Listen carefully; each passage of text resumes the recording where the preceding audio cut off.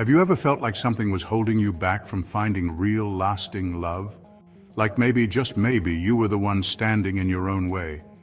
It's a painful realization, but the truth is many of us unknowingly sabotage our chances at love. We build walls instead of bridges, convinced we're protecting ourselves, when in reality we're trapping ourselves in a cycle of fleeting connections and unfulfilled desires. But here's the good news. Once you recognize the signs of self-sabotage, you can start to dismantle those barriers and open yourself up to the possibility of a truly fulfilling relationship. Over the next few minutes, we're going to dive deep into 8 signs that you might be avoiding love without even realizing it. By understanding these patterns, you can start to shift your perspective and create space for a love that lasts. Think back to a time when you started to feel a genuine connection with someone. What happened next? Did you pull back? Did you find yourself creating distance, even if it was the last thing you consciously wanted to do? This is a classic sign of avoiding love. We create emotional distance as a defense mechanism, a way to protect ourselves from the potential pain of rejection or heartbreak.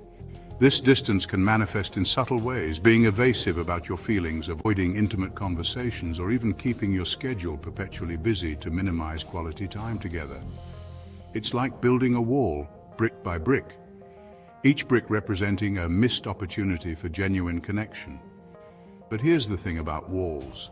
They don't just keep people out, they also trap us inside. Ask yourself, what are you truly afraid of? Is the risk of getting hurt truly greater than the reward of finding a love that sets your soul on fire? Start by being aware of when and why you create distance. Once you understand the root of the problem, you can start breaking down those walls brick by brick and allow yourself to be vulnerable to the possibility of real love. Have you ever found yourself drawn to people who are completely wrong for you? I'm not talking about the occasional difference in taste. I'm talking about consistently choosing partners who are fundamentally incompatible with your values, goals, and desires in life. This might seem counterintuitive, but it can actually be a subconscious way of avoiding love. Think about it. If you're always with someone who isn't a good match, it provides a convenient excuse to avoid the vulnerability and commitment of a truly fulfilling relationship. You might tell yourself, it's not me, it's them, we're just not compatible. But deep down, there's a part of you that knows this pattern is no coincidence. Breaking this pattern requires taking a hard look at your dating patterns. What kind of people are you initially drawn to? What are the recurring deal breakers in your relationships? Remember, choosing a partner who is truly compatible with you is not a threat to your freedom. It's an invitation to build a life you love with someone who shares your vision. Are you a workaholic? Do you pour endless hours into hobbies and passions, leaving little room for anything else? While having a fulfilling career and pursuing your interests is important, using them as a shield to avoid intimacy is a sign you might be avoiding love. It's easy to lose ourselves in the hustle and the constant pursuit of achievement. After all, work and hobbies provide a sense of purpose, accomplishment, and validation. But when we use these things to avoid emotional intimacy, we miss out on the richness and depth that love can bring to our lives. Ask yourself, are you truly happy with the balance in your life, or are you using external distractions to avoid facing the possibility of a deeper connection? Creating space for love in your life requires an honest assessment of your priorities. Remember, love isn't something that should be scheduled in after everything else. It's an essential part of a life well lived. Chapter 4. The Vulnerability Trap. Fear of letting go. Of all the reasons we avoid love, the fear of vulnerability might be the most pervasive and powerful. Letting someone see our true selves, flaws and all, can feel terrifying. It requires us to relinquish control, to trust that we'll be accepted and loved for who we truly are, not who we pretend to be. This fear can stem from past hurts, rejections, or betrayals that have left us feeling emotionally raw and guarded. We build walls around our hearts, convinced that it's the only way to protect ourselves from getting hurt again. But here's the paradox. In an attempt to avoid pain, we often end up creating it. By shutting ourselves off from vulnerability, we deprive ourselves of the very thing that makes love so profound and transformative, the ability to connect with another human being on a soul-deep level. Overcoming the fear of vulnerability is a process that requires courage, self-compassion, and a willingness to be uncomfortable. Remember, true strength lies not in hiding our vulnerabilities, but in embracing them as an integral part of who we are. Chapter 5. The silent treatment. Avoiding serious conversations. Do you find yourself dodging deep conversations in your relationships? Do you shy away from discussing your feelings, your fears, your hopes and dreams for the future? While it's perfectly normal to enjoy light-hearted banter and casual conversation, consistently avoiding meaningful discussions can be a sign that you're avoiding emotional intimacy. Think about it. Serious conversations are the building blocks of intimacy. They allow us to understand each other on a deeper level, to connect on a soul level, and to build a foundation of trust and vulnerability. When we avoid these conversations, we're essentially saying, "I'm not willing to go there with you." We're keeping the relationship at a surface level, preventing it from growing into something truly meaningful. This avoidance can manifest in different ways. You might change the subject whenever anything remotely personal comes up. Or you might simply avoid spending enough quality time together to even allow for those deeper conversations to occur.